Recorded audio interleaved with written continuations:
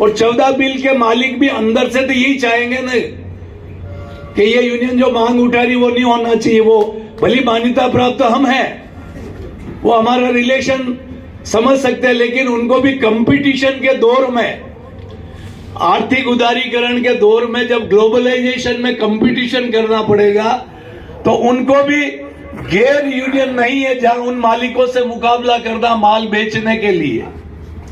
तब उनकी लागत का कॉस्टिंग जो उसकी देखी जाएगी कि जहां यूनियन नहीं है वहां उनके माल के उत्पाद की लागत क्या आ रही है, और जहां यूनियन है वहां माल की लागत क्या आ रही है।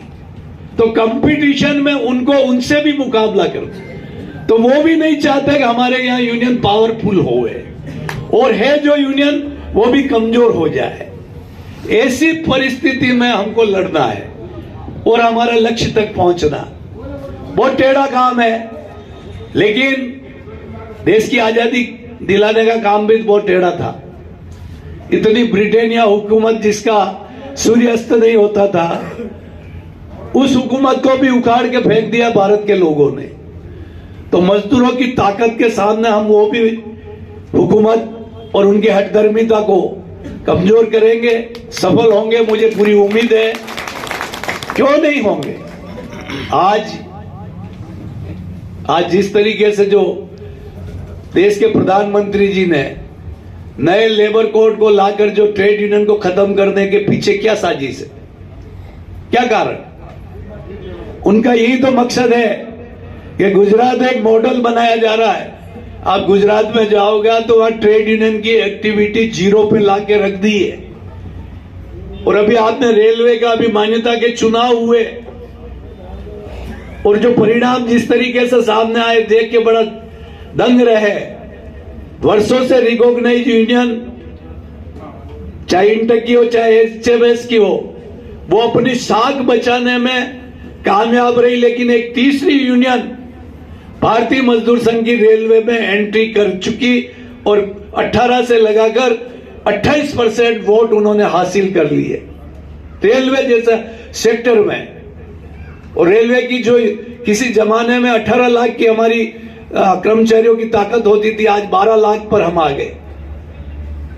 कुल मिलाकर जिस तरीके से मोदी सरकार का जो एक एजेंडा है, जो प्रकाश जी ने बताया कि वो ट्रेड यूनियन मूवमेंट को तो कमजोर कर रही है, लेकिन वो इंटक को टारगेट बना रही है सबसे ज्यादा।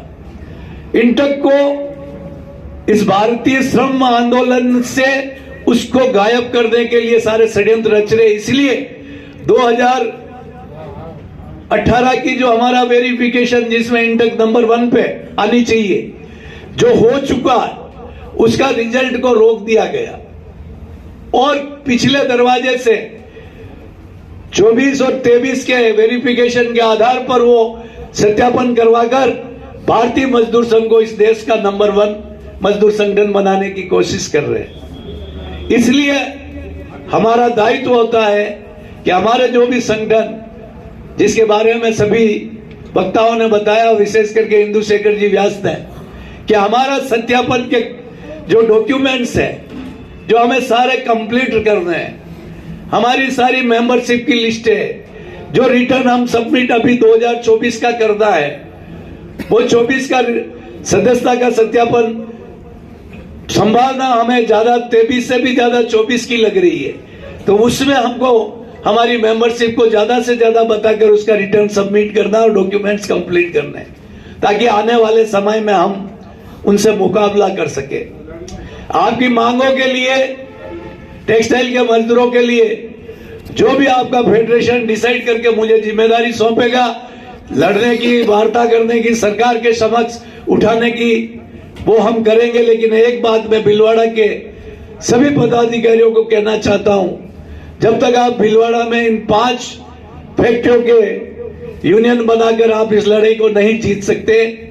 आपको भीलवाड़ा जिले में अन्य उद्योगों में भी आपको संगठन का विस्तार करना पड़ेगा और इंटक को बढ़ाना होगा। और जब इंटक का संगठन बढ़ेगा तब आपके ये टेक्सटाइल मालिक एसोसिएशन के लोग ये बहाना नहीं बना पाएंगे। तो मुझे विश्वास है छोटू सिंह जी, दीपक जी, इलिया साहब के नेतृत्व में कान सिंह जी, भैरू सिंह जी, एक मजबूत टीम, एक रणनीति बनाई है। और टेक्सटाइल के मजदूरों के जो तीनों मुद्दे कि भाई हमारा वेज, अन्य श्रमिकों के जीवन स्तर को, एक परिवार का गुजर बसर कराने के लिए जो गौतम जी ने कहा कि कितनी कैलोरी हमें पर डे डाइट में मिलनी चाहिए ताकि वो आदमी अपना वर्किंग कर सके। आज इन मालिकों ने कितनी चालाकी की है, इन्होंने 12 घंटों की ड्यूटी कर दी। 8 घंटे की ड्यूटी होती है कानूनन, वो 12 घंटे की करके और 4-4 घंटा एक्स्ट्रा काम लेके एक शिफ्ट पूरी गायब कर दी, मैन पावर कम कर दिया है। और एक शिफ्ट का मैन पावर जिसके ऊपर पीए, पीएसआई, ग्रेजुएटी, बोनस, लीव, ड्रेसे, ये सारी सुविधाओं की चोरी कर रहे हैं, ये कानून के नजर में चोरी कर रहे हैं।